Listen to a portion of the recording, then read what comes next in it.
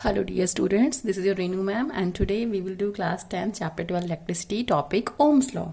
Okay, तो बेटा जी let's start the topic Ohm's law. Okay, तो बेटा इससे पहले हम ऑलरेडी इस चैप्टर के प्रीवियस टॉपिक्स कर चुके हैं जो आप प्रीवियस वीडियोस में देख चुके हैं. इवन तो नहीं देखे हैं so you can go for that also.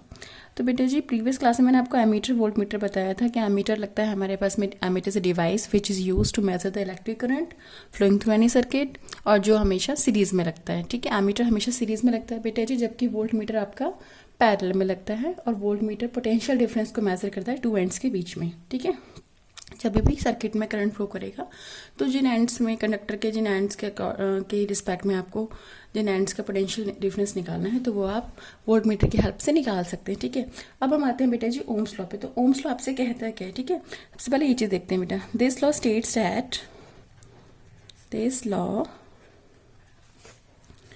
States that the electric current flowing through the conductor the electric current flowing through the conductor is directly proportional to the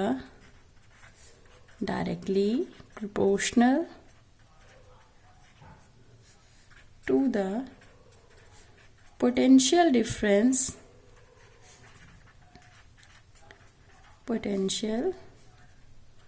difference applied across the conductor provided physical conditions like we can say provided temperature remains constant. Temperature remains constant or remains same. ठीक है, और we can say provided physical conditions like temperature, pressure etc. should remain constant. So बेटा जी Ohm's law जो था वो ohms जो scientist थे German physicist थे एक्चुअली.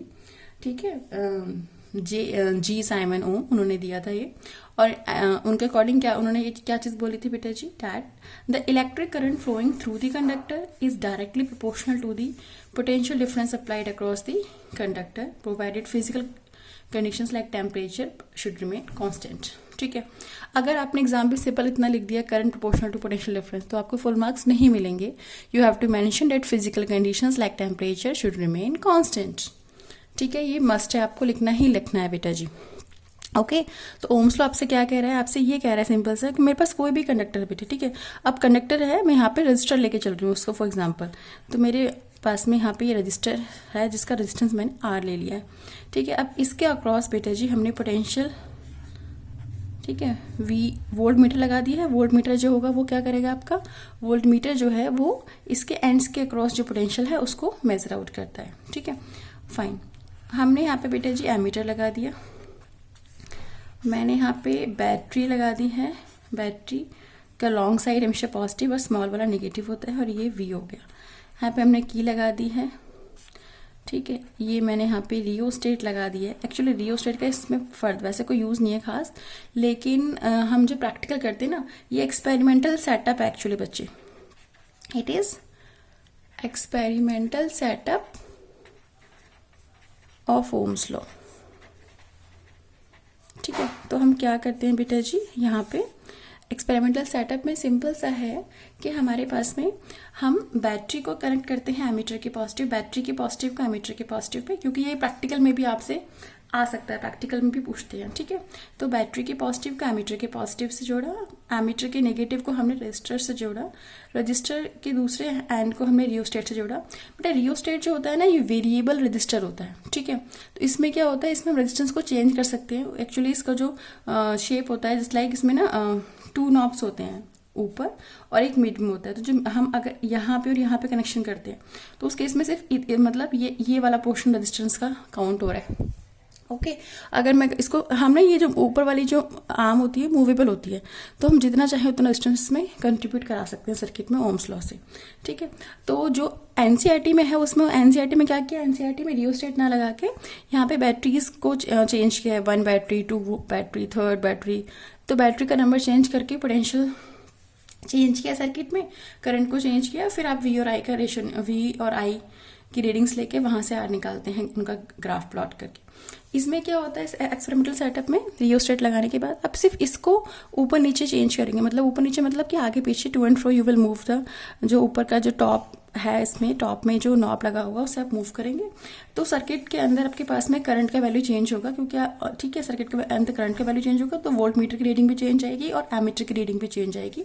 तो आप वी और आई की डिफरेंट वैल्यूज को निकाल सकते हैं और उसके बाद वी और आई की वैल्यू निकालने के बाद उसका ग्राफ प्लॉट करेंगे, स्लोप निकाल देंगे तो वहाँ से आपका रेजिस्टेंस आ जाएगा। ये आपका एक्सपेरिमेंट भी एक्चुअली बेटा जी, ठीक है। तो अभी मैं दोबारा से बता देती हूँ ओम्स लॉ आपसे क्या कहता है बेटा। Ohm's law states that the current flowing through the conductor is proportional to the directly proportional to the word is directly, okay, directly proportional to the potential difference applied across the conductor provided physical conditions like temperature should remain constant, okay। तो हमारा temperature same रहना चाहिए। अगर temperature vary करेगा तो obviously resistance की value भी very करेगी आपके पास में, ठीक है। सेटअप मैंने अभी जो बना दिया, बट स्टिल स्टेटमेंट के बाद आप जो लिखेंगे वो क्या लिखेंगे, you will write down that V proportional to I. बच्चे आई प्रोपोर्शनल टू वी अभी बताया हमने स्टेटमेंट में, आपसे कहा electric current is directly proportional to the potential difference, ठीक है। ये चीज़ जो है ये एक्सपेरिमेंट की थी, मैंने साथ साथ बता दी है, बट स्टिल जब आपका एग्जाम में आएगा स्टेट ओम्स लॉ और आइडेनोट्स एक्सप्रेशन तो इसकी जरूरत नहीं है, आप स्टेटमेंट देंगे और फॉर्मूला वगैरह देंगे और जो ग्राफ वगैरह है वो प्लॉट करेंगे, ठीक है। ये सेटअप मैंने आपको बता दिया क्योंकि आपके प्रैक्टिकल एग्जाम में भी यूज़ होता है, दैट्स फाइन, ठीक है। और इवन दो अगर एक्टिविटी के फॉर्म में पूछा जाए आपके पास में कि how will you find out the resistance of A register और रेजिस्टेंस ऑफ ए कंडक्टर, तो ऑब्वियसली आप इसकी हेल्प से एक्सप्लेन कर सकते हैं, कोई इशू नहीं है बेटा जी, ठीक है। तो स्टेटमेंट हमारा ओम्स लॉ ने क्या कहा, ओम्स लॉ ने आपसे कहा कि भाई amount of electric current flowing through a conductor is direct proportional to the potential difference, ठीक है, जो उसके एंड्स के क्रॉस पोटेंशियल डिफरेंस है। अगर मैं कह रही हूँ मेरे पास में कोई कंडक्टर है तो कंडक्टर के एंड्स के क्रॉस जो पोटेंशियल डिफरेंस अप्लाई किया है उसी के रिस्पेक्ट में मुझे करंट की वैल्यू भी मिलेगी, ठीक है। I proportional to V कह दिया और we can say V proportional to Y. Now better to remove this proportionality sign I will put a constant that is equal to R. तो V is equal to I R. अब जो R है आपके पास में R is equal to V upon I. तो बेटा ohms law ने आपको कह दिया V is equal to I है और हमने अब उसके आगे further R is equal to V upon I. तो ध्यान रखेंगे R जो है वो प्रोपोर्शनलिटी कांस्टेंट है, वो रेजिस्टेंस ऑफ द कंडक्टर है, ठीक है। R जो है बेटा जी that is your electrical resistance, the word is electrical resistance, fine, it is electrical resistance, ठीक है। तो R जो है बेटा प्रोपोर्शनलिटी कांस्टेंट भी हम इसे बोलते हैं और ये आपका रेजिस्टेंस भी है, प्रोपोर्शनलिटी कांस्टेंट। आप क्या ध्यान रखने वाले हैं कि R V अपॉन आई बेशक है, लेकिन ऐसा नहीं है कि V को चेंज करेंगे तो R चेंज रहेगा। बेटा V को चेंज करने से I चेंज हो रहा था, ठीक है। तो V अपॉन आई का जो रेशियो डैट इज और रेजिस्टेंस, तो रेशियो फिक्स्ड रहना है। V चेंज करने पर I चेंज होगा तो V अपॉन आई का रेशियो जो है वो फिक्स्ड रहना है। R की वैल्यू सेम ही आनी है, डिफरेंट वैल्यू V की मिलेगी। अगर डिफरेंट वैल्यू V अप्लाई कर रही हो तो ऑब्वियसली डिफरेंट वैल्यू I की मिलेगी, ठीक है। V प्रोपोर्शनल टू I मतलब V को चेंज करोगे तो I चेंज होगा, लेकिन जो इनका रेशियो है दैट विल रिमेन सेम। तो R जो है आपका वो क्या रहने वाला है बेटा जी, सेम रहने वाला है। तो V is equal to I है, ओम्स लॉ ने कहा R is equal to V upon I हम कह सकते हैं इसके आगे, ठीक है। अब बेटे जी फर्दर जो बात है वो ये है आपके पास में कि ग्राफिकली आप इसे कैसे शो करेंगे, ठीक है। कई बार एग्जाम में आता है कि with the help of a graph explain Ohm's law, ठीक है। तो उस केस में कैसे करेंगे ध्यान से देखेंगे। सबसे पहली चीज मैं फ्री हैंड ड्रॉ करूँ, but you have to use scale. Exam में बेटा स्केल यूज करना है, पेंसिल यूज करनी है प्रॉपरली, ठीक है। थोड़ा सा डार्क पेंसिल यूज करना, मतलब लाइट पेंसिल ना हो, अच्छे से पेपर प्रेजेंटेशन बहुत बढ़िया होना चाहिए, ठीक है। बोर्ड में जितना और जो आपके कीवर्ड्स हैं, जो आपके पास में फ्रेजेस हैं, मतलब इंपॉर्टेंट चीजें हैं, उनको अंडरलाइन करेंगे पक्का, ओके। चलिए आगे चलते हैं। तो हमने V प्रोपोर्शनल टू Y, अभी मैंने आपसे कहा कि भाई ओम्स लॉ ने कहा V प्रोपोर्शनल टू Y, ठीक है। अब जब उसका ग्राफ प्लॉट करेंगे तो ग्राफ हमारा कैसा आएगा बेटा, स्ट्रेट लाइन आएगा, ठीक है। बिल्कुल स्ट्रेट लाइन आएगा, कोई बैंडिंग नहीं, कुछ नहीं, बिल्कुल स्ट्रेट लाइन। तो यहाँ पे V लिख दिया, यहाँ पे हमने I लिख दिया। बेटा V हमारा पोटेंशियल डिफरेंस है, okay. V is our potential difference, bracket में हमें यहाँ पे वोल्ट लिखना है। I is our current, electric current, तो ये हमारे पास में क्या है बेटा जी, इसकी यूनिट एम्पियर, ठीक है। ग्राफ V और I के ग्राफ आप स्ट्रेट लाइन ग्राफ प्लॉट करेंगे, इस टाइप से बिल्कुल स्ट्रेट लाइन आएगी। एग्जाम में कोई बैंडिंग नहीं आएगी, एग्जैक्टली स्ट्रेट लाइन। स्केल से बनाना है, फ्री हैंड नहीं बनाना है, ओके। अब क्या करना है बेटा, कोई भी 2 पॉइंट्स आपने एज्यूम कर लिया इस पे, ठीक है। कोई भी 2 पॉइंट आपने एज्यूम किए। अच्छा, मैंने माना कि जो फर्स्ट पॉइंट है मेरा यहाँ पे मैंने रीडिंग्स मान ली, सपोज कीजिए यहाँ पे मेरे पास में करंट कितना है आई और ये कितना है पोटेंशियल कितना है। अच्छा करंट आई है और पोटेंशियल वी है। Let the point be I1 comma V1। ठीक है बेटा, एक्स एक्सिस हमेशा जब भी ग्राफ प्लॉट करते हो तो एक्स एक्सिस से पहले लिखते हो, वाई वाली एक्सिस बाद में लिखते हो। तो I1 V1 मैंने पॉइंट्स दे दिए, इस पॉइंट को मैंने I2 V2 नाम दिया। Take any 2 point. ठीक है, आप क्या करेंगे बेटा, जब हम इसका स्लोप निकालेंगे, ठीक है, आप जब आपका स्लोप निकालोगे तो स्लोप का फॉर्मूला क्या होता है, ध्यान रखेंगे। ठीक है, स्लोप निकालना है हमें एग्जैक्ट, तो स्लोप के लिए क्या करेंगे बेटा जी, स्लोप होता है आपके पास में change in Y axis, change in Y axis upon change in X axis. ठीक है, तो ये हमारा स्लोप होता है। तो बेटा जी स्लोप यहाँ पे हमारे पास में क्या है, change in Y axis. Y axis पे क्या है बेटा, वाई एक्सिस पे हमारे पास में क्या है, वोल्ट। ये जो है ना पोटेंशियल डिफरेंस, ये हमारा वाई एक्सिस पे है। माने कि हम क्या लिखेंगे इसको, V2 माइनस V1। अब मैं इसका इन दो पॉइंट्स के बीच का स्लोप निकाल रही हूँ, तो ऑब्वियसली ये पॉइंट क्या है V2 और ये वाला पॉइंट क्या है बेटा इधर V1। तो V2 minus V1 upon I2 minus I1, मतलब फाइनल पोटेंशियल माइनस में initial potential upon final current minus में इनिशियल करंट। ठीक है, अब यानी बेटा V2 माइनस V1 है तो मैं इसे डेल्टा V लिख सकती हूँ। डेल्टा रेफर करता है चेंज को, ओके, डेल्टा रेफर हमारा चेंज करता है, delta V upon I2 minus I1 करके बेटा डेल्टा I हो गया। तो स्लोप आ गया आपके पास में बेटा जी delta V upon delta I। Slope देखो V अपॉन I बताया था पीछे मैंने, R होता है resistance, ratio of V and I is resistance. तो यहाँ पे delta V by delta I है, तो that is our resistance. That means ये मेरे पास में ये क्या है बेटा, ये मेरा VI ग्राफ है। It is my VI graph, और V वर्सेज I ग्राफ भी कह सकते हैं इसको, क्योंकि graph between potential difference and electric current है, तो VI ग्राफ या फिर V वर्सेज I। ठीक है, तो स्लोप हमारे पास में यानी कि इसका स्लोप जो निकालेंगे उससे हमें क्या मिलेगा, रेजिस्टेंस। अच्छा, इसी को थोड़ा सा उल्टा कर देते हैं। उल्टा इन द सेंस किस तरीके से, अगर हम आपसे ये कहें बेटा जी कि आपके पास में I यहाँ पर है, I is on Y axis and बेटा V पोटेंशियल हमारे पास में बेटा मैंने यहाँ पे ड्रॉ कर दिया आपके पास में एक्स एक्सिस पे। तो ग्राफ कैसे, अभी भी ग्राफ है तो स्ट्रेट लाइन।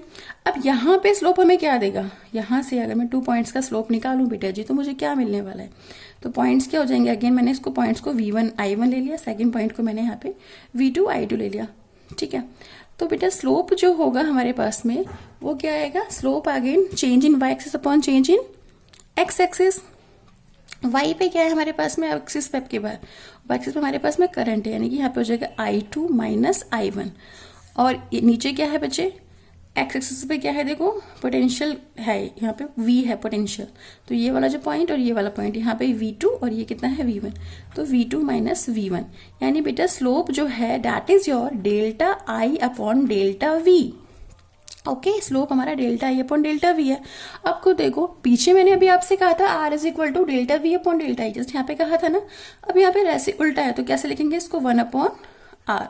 तो स्लोप आपके पास में 1 अपॉन रेजिस्टेंस आ गया इस बार। यहाँ पे क्या आया था, यहाँ पे आपके पास में स्लोप R आया था। यानी कि अगर आपके पास में ग्राफ में V है वाई एक्सिस पे और I है हमारा एक्स एक्सिस पे, तो जो हमारा स्लोप होगा that will give us the value of the resistance. लेकिन अगर उल्टा है, एक्स एक्सिस पे हमारा वोल्ट है, पोटेंशियल डिफरेंस है, और वाई एक्सिस पे हमारा करंट है I, तो उस केस में slope is equal to 1 by R, यानी कि 1 बाय रेजिस्टेंस, यानी कि रेसिप्रोकल ऑफ रेजिस्टेंस होगा। ओके, तो आई विश आपको ओम्स लॉ समझ में आएगा। ओम्स ने क्या दिया था, ओम्स जो फिजिसिस्ट थे उन्होंने ये कहा था simple, that the current flowing through the conductor is directly proportional to the potential difference applied across the ends of the conductor. Okay, I proportional to V provided physical conditions remain same. बेटा तो word है physical conditions like temperature should remain same. उसका simple सा मतलब ये कि अगर temperature fixed है तो कोई रेजिस्टेंस की वैल्यू चेंज नहीं होगी। टेम्परेचर अगर चेंज करोगे तो रेजिस्टेंस चेंज होगा। वो रेजिस्टेंस की डेफिनेशन उसके फैक्टर्स मैं आपको नेक्स्ट क्लास में कराऊंगी। ठीक है, तो अभी हमने क्या कराया आपको, आज हमने आपको ओम्स लॉ कराया। ओम्स लॉ के स्टेटमेंट बहुत इंपॉर्टेंट है, एग्जाम के लिए बहुत ही ज़्यादा इंपॉर्टेंट टॉपिक है ये। ठीक है, ओम्स लॉ बता दिया आपको, उसका एक्सप्रेशन बता दिया, उसका ग्राफ बता दिया, और एक्सपेरिमेंट अगर एक्टिविटी की हेल्प से आपको एक्सप्लेन करने के लिए आए कि how will you find out the resistance of a conductor, ठीक है, यूजिंग ओम्स लॉ, तो आप क्या करेंगे, आप इसको सर्किट डायग्राम को बना के फिर इसमें एम, अपैरेटस, ठीक है, प्रोसीजर, वो सब लिख के एक्टिविटी की फॉर्म में आप इसको एक्सप्लेन कर सकते हैं। ओके, तो हम क्या करेंगे, इस तरीके ओम्स लॉ के स्टेटमेंट देंगे, उसमें ग्राफ प्लॉट करेंगे, तो आप इस तरीके से इसको एक्सप्लेन कर देंगे प्रॉपरली। आई विश आपको समझ में आया होगा। ओम्स लॉ जब भी आप देंगे तो कोशिश करेंगे ग्राफ साथ में पक्का बना दें, ठीक है। और provided physical conditions like temperature should remain same, ये जो फ्रेज है एट द एंड ये पक्का आना चाहिए, अदरवाइज आपका इसमें स्टेटमेंट में मार्क्स डिडक्ट हो जाएगा, ठीक है। चलिए बेटा, नेक्स्ट वीडियो में मिलते हैं, बाय।